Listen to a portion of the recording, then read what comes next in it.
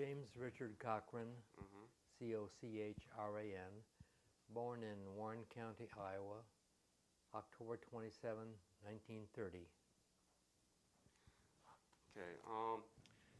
This is your second time to be in Korea. Yes. Korea that you saw 60 years ago, around 60 years ago, and today. What do you see the difference?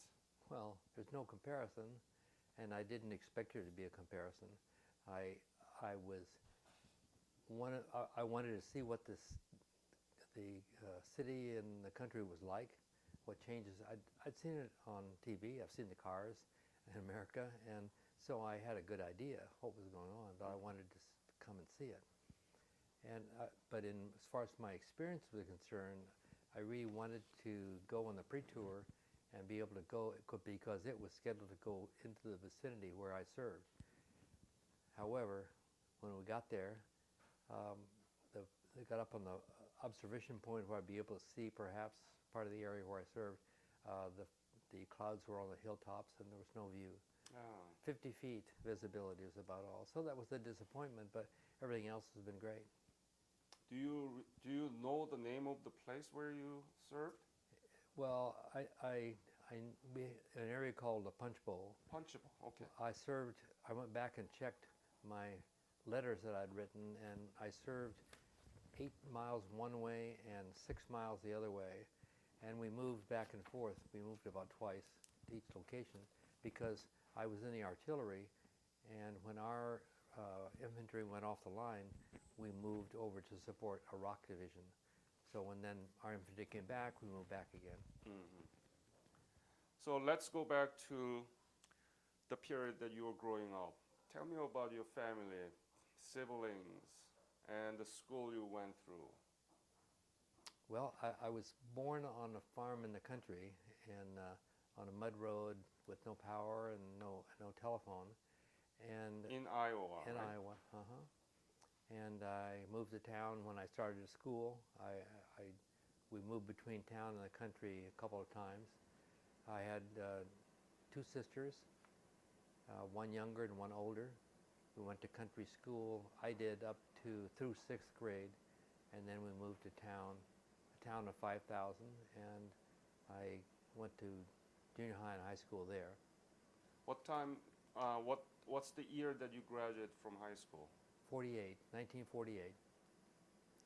And what did you do until the breakout of the Korean War in 1950, after your graduation? I went to college for 1 year Ah. in my hometown and was not successful. Then I went to work. I worked for 2 years issuing driver's licenses for the state of Iowa. And then I was drafted into the service in 1952, early 52. Were you aware of the breakout of the Korean War in 1950? Oh, yes. How? Because my age group, you see, all of my friends had a choice to make. Are you going to stay in school or stay in your job, or are you going to enlist? And so several of them enlisted in the Navy. 2 I know in particular enlisted in the Air Force, and I was one that waited for the draft. Mm-hmm. And my question was, how did you come to know of the breakout of the Korean War? Did you hear it from radio or newspaper? Do you remember any specific context where that you came to know of it? No, I don't remember specifically what that was. Mm-hmm. November 50. I mean, June 50. June 25th. Yeah, no, I was trying to think of where I was on June 25th, 1950. That's a very ambitious that you can remember those. Well, there are certain markers in that time. I was in a motorcycle accident in October of 1950, and so I remember where I was then. But I don't remember if I was in the same community in June or not. But Mm-hmm. I was working away from home, and so I don't recall. Okay. in the high school or in the college, did you have any chance to know about Korea, where it is and what is the country about? Not that I remember. So you were not really aware of anything about Korea? No, would only have been what I might have read in the paper. Mm-hmm. TV was just starting, but I likely did not see it on TV. It was the newspaper. Mm-hmm. So when the month that you were drafted in 1952? March 1952. And did you have any sense that you might be dragged into the Korean War? Yes, Oh. some sense, but no knowledge, no specific knowledge. But that was why we were being drafted. That's why the draft was in motion, was because of the Korean War. Mm-hmm. Now, that doesn't mean all of my friends that were drafted went to Korea. But, Right. they all knew military service was coming. So where did you go for basic military training and what specialty? I went through Camp Cochran, Missouri for processing. Then I went to Fort Sill, Oklahoma for my basic training. That's an artillery school. Mm-hmm. First 8 weeks was basic infantry, and then 8 weeks of artillery training. Uh-huh. And once you finished the first 8 weeks, you were in the pipeline. So you could not get out of it. You were going to Korea. Uh-huh. I didn't test that, but 2 other guys I know of tested it. They wanted to do something else and go to Europe, maybe, and they were not allowed. You know, it depends on the time and where. And many of the Korean War veterans that I had interviewed, they said that some of their, same people in the boot camp actually went to the Europe, Germany, and other places. But in your case, nobody were allowed to go to any. Of the people I knew, once you finished the 8 weeks and began the next 8 weeks, you were going to Korea. But I didn't keep track. I just know there was at least 6 or 8 people that I knew from basic training that all went to Korea with me. And different outfits. Do they pay you while you are in the boot camp? Yes. Mm-hmm. Oh, really? Yeah, we were paid. I don't remember the dollars at that time, but I remember when I was a private, it was $96 a month. Private, yes. As a private. So please tell me about after boot camp and the artillery training. Where did you go and when did you leave for Korea? I finished basic training in the summer, and I went home to Iowa for leave. I don't remember if it was 2 weeks or 4 weeks. Back on the train for Seattle, Washington. Went to Fort Lawton or Fort Lewis. I don't remember which name. I think that maybe the name changed, but that was the camp where we processed in for a few days, and then on to a troop ship there in Seattle. Mm-hmm. Did you like the travel in the sea? Wasn't a matter of like. It was okay, but when you're on a ship with 3,000 other men, they're not pleasant accommodations. Uh-huh. But it was okay. You didn't throw up? No, I didn't. Oh, you're lucky. No, I went overseas and came back. Both cases, a troop ship. I never got sick. Our ship stopped in Yokohama. Yokohama. We went to whatever that army post is for a little bit of processing, rifles, rifle range. Back on the same ship in 2 or 3 days, and to Incheon. Incheon. Yeah. Do you remember any specific scene when you arrived in Incheon? Yeah, I remember a couple of scenes. I remember the platform beside the ship. We all came down and got on the platform and then loaded onto something. It was probably an LCU, probably a landing craft utility, and 20, 30, 40 guys came into Incheon. And we were out a mile or so. We were told that's the closest we could get in, and we were being shuttled in on the small boat. So we got ashore in Incheon, and as I remember it, we got on a train, and we had to wait on the train till everybody came off the ship onto the train. So, where did you go from Incheon? Yeongdongpo and then Chuncheon. Hmm. Our division rear was Chuncheon. What division you were belonged? What? Division. Oh, I was headed for the 45th Infantry Division. Mm-hmm.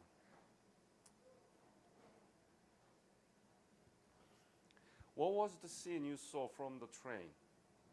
How was Korean people and the village? I didn't see people. I don't remember seeing people. There was some low buildings near the beach, near the dock where we were. Very simple, very open, and got on the train, a pretty rickety train. I don't remember seeing people after that, but I didn't keep notes, so I'm not sure. I don't have any recollection of what the buildings might look like, except the ones in Incheon, which were just one-story, simple construction, lean-tos with maybe a metal roof, but that's all. Was completely devastated, destroyed? I don't recall. You don't. Was not well developed, but I don't remember how much damage there might have been, but I don't remember. Had you thought that, why am I here?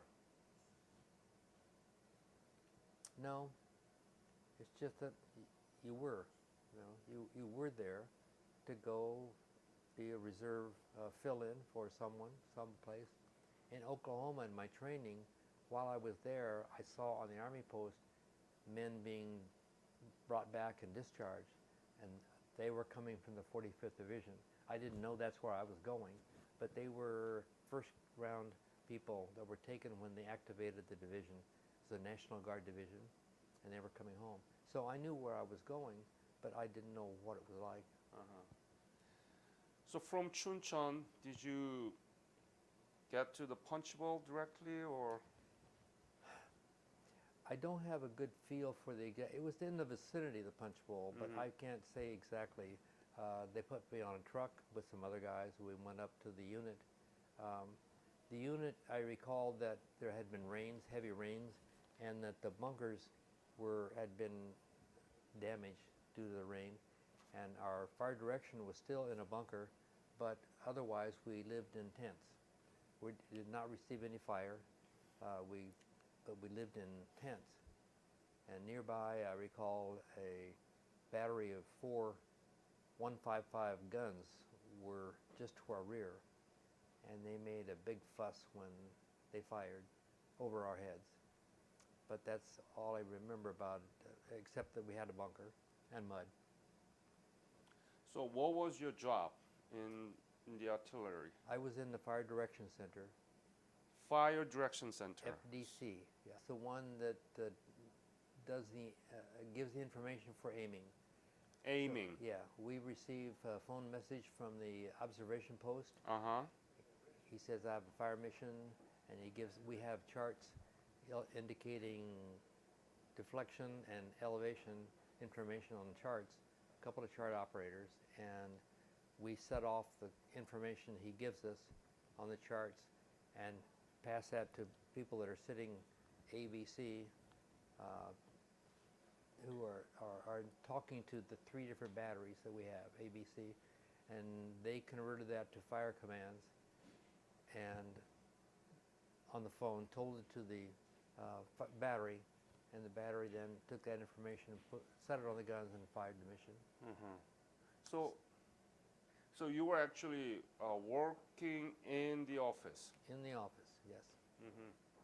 We always had a bunker. Wherever we moved, we always had a bunker. We never had set up in a tent. Well, unless we were doing some tests or training. Can you describe what is the typical routine day of your job? Yeah, we had 2 shifts. We had a day shift and a night shift. And a day shift would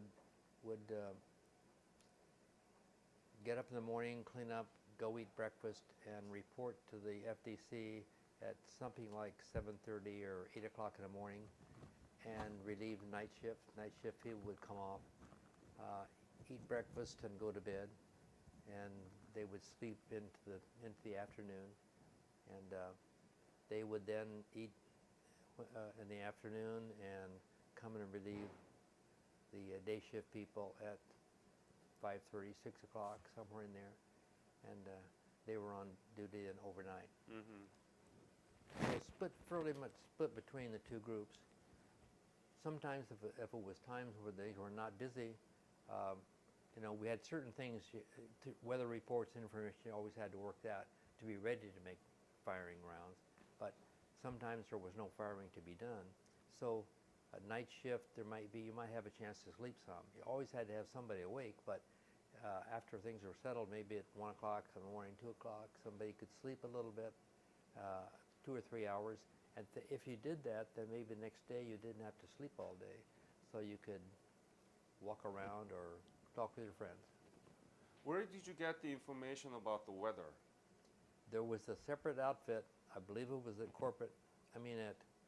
Corps, at the 10th Corps, that used weather balloons and sent up information. We called it Metro Data. Mm-hmm. We get Metro Data several times a day.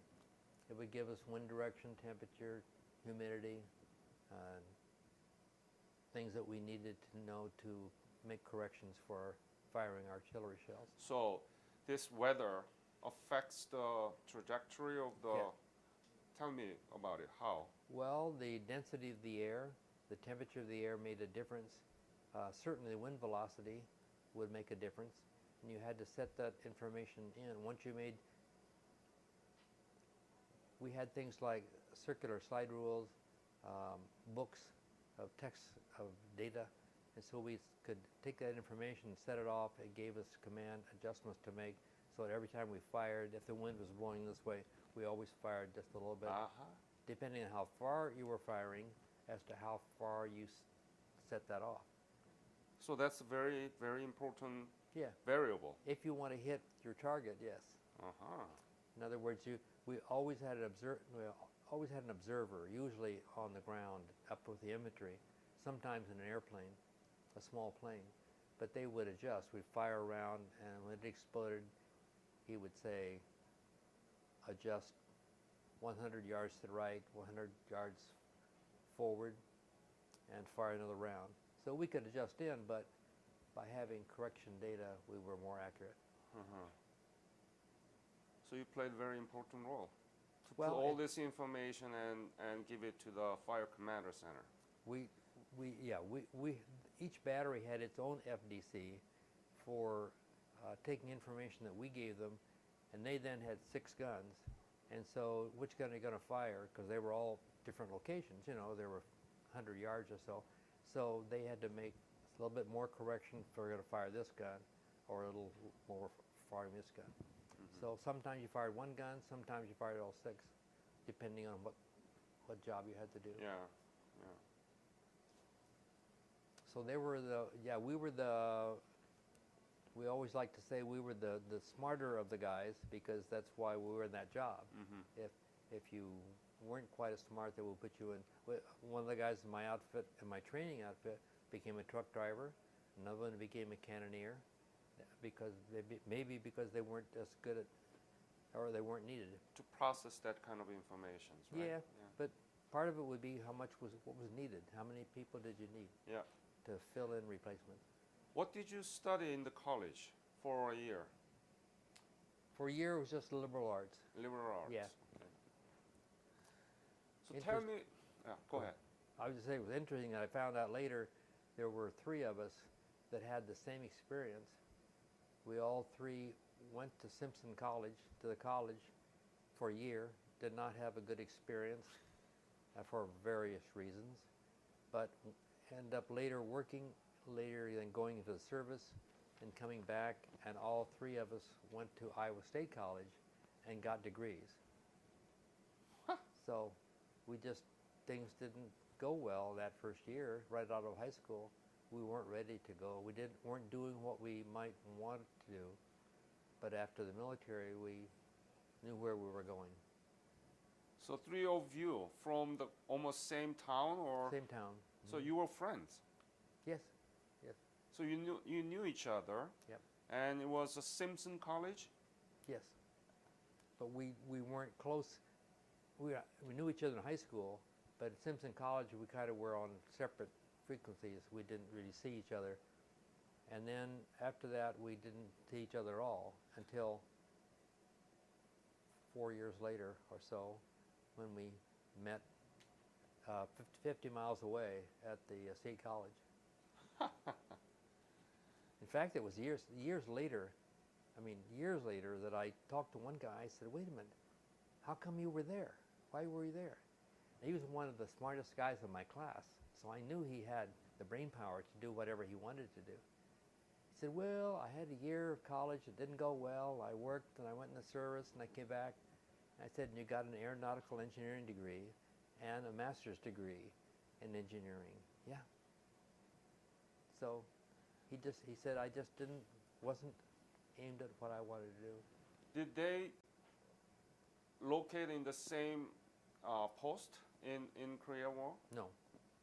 So you didn't met them? I didn't know them in Korea. I didn't know them. I'm not even sure. Two of us went to Korea. I'm not sure about the third guy. Okay. He's dead now, but I don't know what he did in the military. Okay. So let's talk about a little bit soft side of your service during the war. Where did you sleep? What did you eat? How was your life? And did you go around the cities and meet people? What is it? Well, we were on the line all the time that I was in Korea, the 12 months, meaning we did not see civilians, we did not see a city, except, well, we did not. We were on the line, there was no civilians around. And I lived in either a tent or a bunker, depending on what the conditions were. We had good food. We had a mess hall that was either in a bunker or in a tent, depending on what was going on. We drew combat pay for 6 months out of that. I was there for 10 months of the war, and of 6 months we drew combat pay, meaning we had, I can't remember the numbers, but either 3 or 6 rounds, enemy rounds, came into the battery area someplace that qualified you for combat pay. And that was $45 a month. So you liked that. And of course I worked in a bunker, so I was never really at risk. So we had good food. When I was in my first few months, I pulled guard duty, as any private would, either out of the gate or walking at night, and wake up in the middle of the night and walk for guard. But otherwise it was comfortable. Wintertime, well, I was there through the winter, and we were in some new bunkers that we'd built. But at night, the officers required that we not have a furnace running. We could not leave the heat on at night unless someone was awake, which really meant you had to put out the heater when you went to bed. And so we slept. It was pretty cold in the morning when we got up. But it was comfortable living. We always had adequate food. Did you have a chance to write letters to your family? Oh, yes. What did you write about? Well, actually, my folks, in the first 6 months I was there, my folks kept the letters that I wrote. So I could go back, and I did before this trip. I got those letters out and read them to see what I said. And much of it was boring. You know, things like, we had a little bit of rain yesterday, and had good food, and send me some more socks, send me some film for my camera, you know, junk, boring things. But also there was some good information in there about when I moved and kind of problems we had. But for some reason, the last 6 months that I was there, my letters were not kept, so I don't have any record. I kept no notes, so I don't No, but I was writing about a lot about the pictures that I had taken and things that I wanted, like Did you stocks. did you bring your camera to the war? I brought a camera, which was a small brownie that took black and white pictures about that square From home? from home. So I took a number of pictures, poor quality, many cases poor choices of subjects. And after, then in April of '53, I went on R&R. That was the only time I came into the city. I came into Campo Airfield to fly to Cochran for a week of R&R. When did you leave for the state? 12 September 53, 1953. 12 September Yeah, 53? yeah, exactly a year after I landed there. Incheon, back out to a ship. It turned out the ship was an exact sister of the one that I came over on. They were both troop ships intended for that purpose, and so I knew where everything was, and it was easy going. But I had the benefit that when I got going on that ship, it turns out that the commander of the troops, the most senior officer, was also the senior officer from my outfit, a major. And so I had a chance to get better sleeping quarters and better food Mm-hmm. because I helped him out with some typing office operations. Came back to Seattle. By way of Japan or direct? No, directly. Took me 2 weeks then, and last week it took me 14 hours to do the same trip. Mm-hmm. So I went to Seattle, took the train down to Camp Carson, Colorado for processing, and then home from there. Mm-hmm. And then tell me about you said that you went back to the Simpson College, right? No, I went to Iowa State College. State College. Yeah. What did you study? I studied industrial administration. Industrial administration. Administration with a minor in industrial engineering. Was it part of a GI Bill that Yes. you were supported? Yes. Tell me about the GI Bill. How much did you receive, and what was the condition, and for how long? Those are all conditions.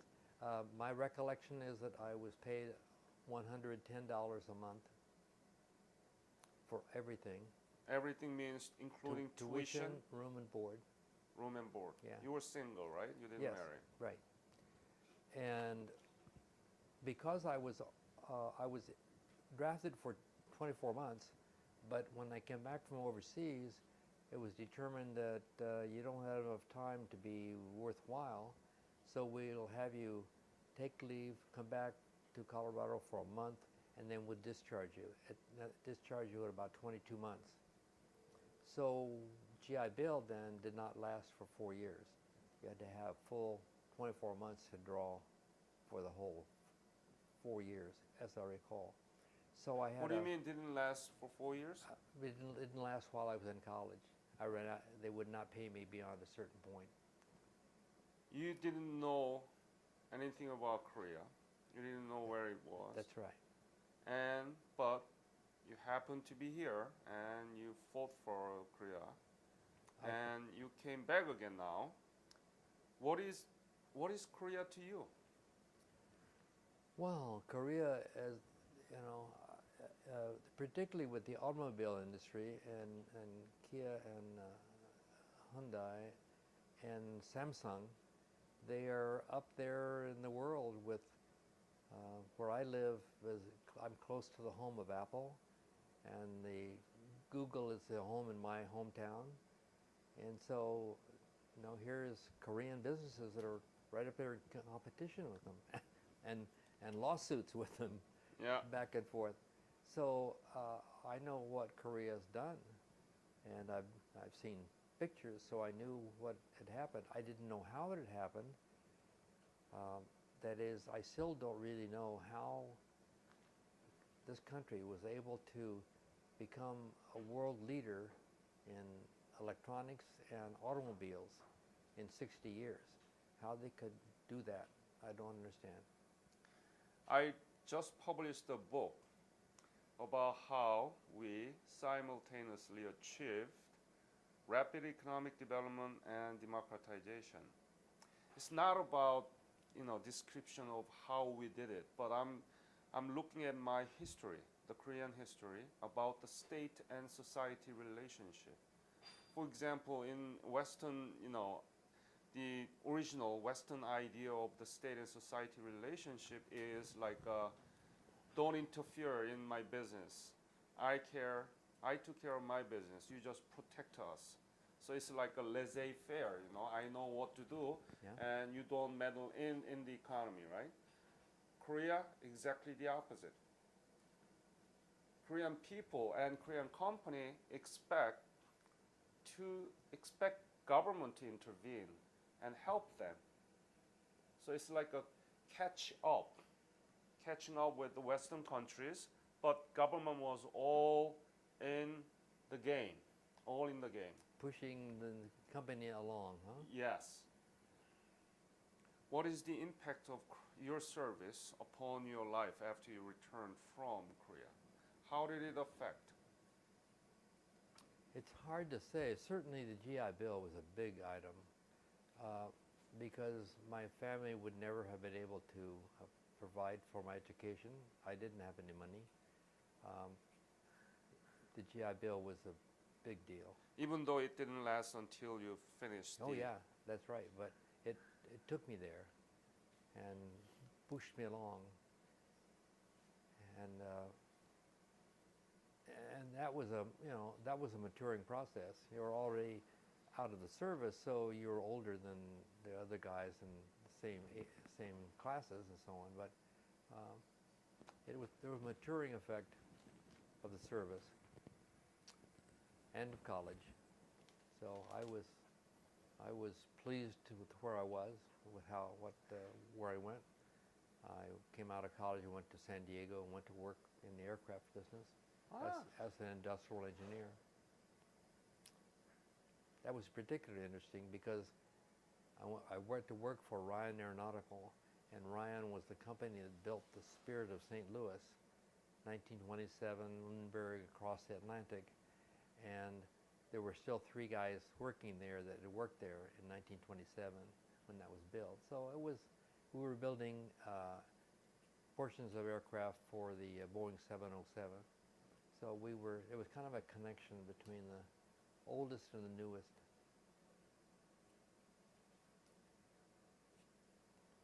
You live in Seattle now? No, I live in Mountain View. Mountain View. Yeah, which is Northern California. I worked in San Diego for about 4 years, and then work took me north to the San Francisco Bay Area, Silicon Valley, they call it. I worked for a rocket company up there, but then I went into electronics companies as a facilities manager. What do you think is the legacy of the Korean War veterans? Well, we were a part of that generation of World War II guys in that when our country said, okay, we're going to mobilize and create an army and go, the president said, we're going to go help solve this problem. We said, okay, we don't really like it, but that's what we have to do, isn't it? And of course, some of them said, I really would rather be in the Air Force and fly a plane, right, or be out to sea, because I know nobody's going to shoot at me out at sea. But still, they didn't try to escape it. They said, okay, we got to go do it. There were some who physically couldn't pass. So, but as opposed to my son grew up after the Vietnam War, but still in an age that said, hell no, I won't go. So that was a difference between the generations. He never had that choice because nobody was saying you had to go in the service, but he knew that that was not something he would willingly do. He would go to Canada first. So that was a different attitude between the generations. Anything you want to add to this interview about your service and about this revisit program, about you coming back second time? It's been very enjoyable. I'd really had hoped I would see something of the auto industry or the electronics industry somehow, but it's only 5 days, and I did the previous visit, but that still was not a lot of time. But we were very busy. There was lots of things to do. I've been very pleased with what we've done here in the revisit, and I got to meet the president and give the president a little speech, and I got to meet the prime minister and escort him into the ceremony a few days ago. So it was a big deal for me.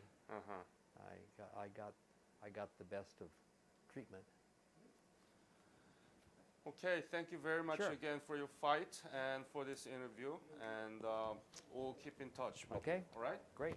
Thank you.